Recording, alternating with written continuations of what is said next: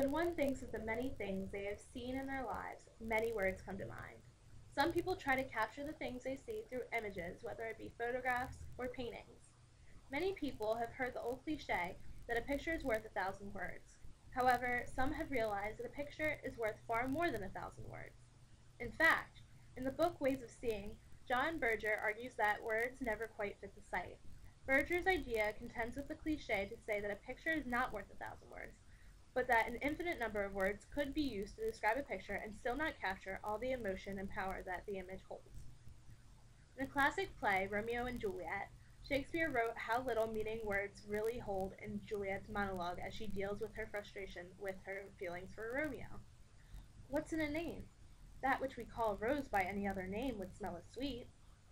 Berger agrees with this when he states, "It is seeing which establishes our place in the surrounding world. We explain the world with words, but words can never undo the fact that we are surrounded by it."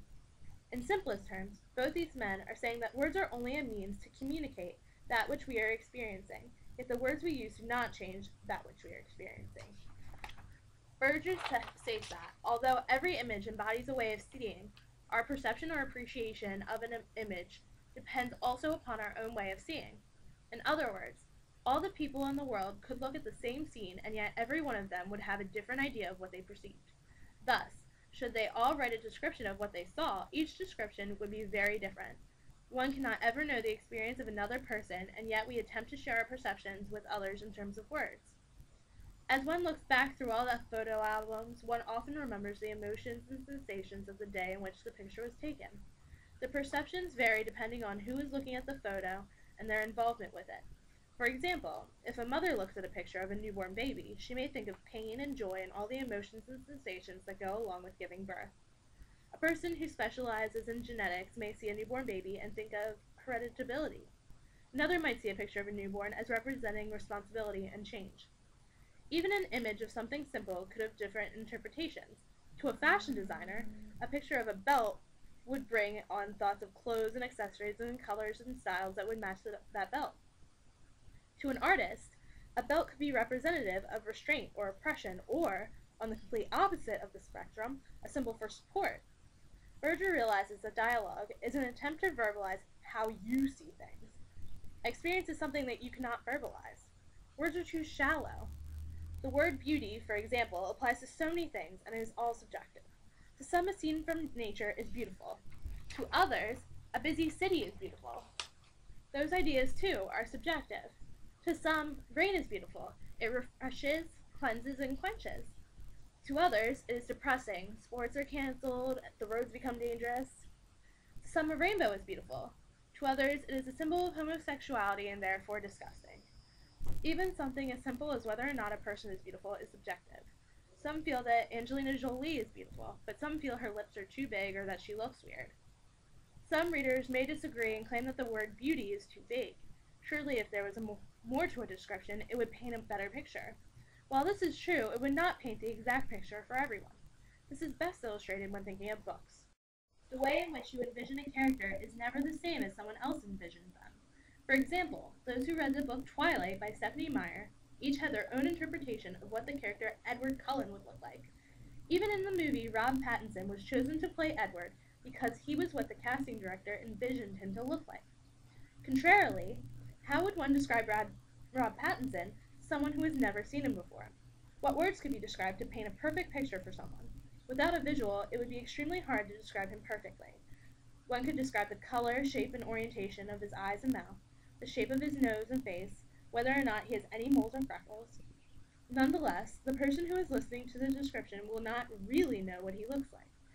Sure, they would have a good idea, but they would not truly know what he looked like until they experienced seeing him for themselves. As Berger says, each evening we see the sunset. We know that the earth is turning away from it, yet the knowledge, the explanation, never quite fits the sight. Words are complicated. They have different meanings and interpretations. In the American English language, the word cool could mean the medium between cold and hot, or it could mean something is popular or well-liked, or it could be used as a synonym for calm. Those who have overheard conversation in another language could tell how meaningless words can be. Someone who is unfamiliar with Spanish could not know that the word cama is the Spanish word for bed, or the piece of furniture picture that most people sleep on. It is not until one sees something and hears what it is that they know what they are looking at in a verbal sense, before they know its name. All words are names for ideas that we otherwise could not communicate had we not the means to call them something. Words are abstract ideas that describe our perceptions and sensations, all of which are also abstract.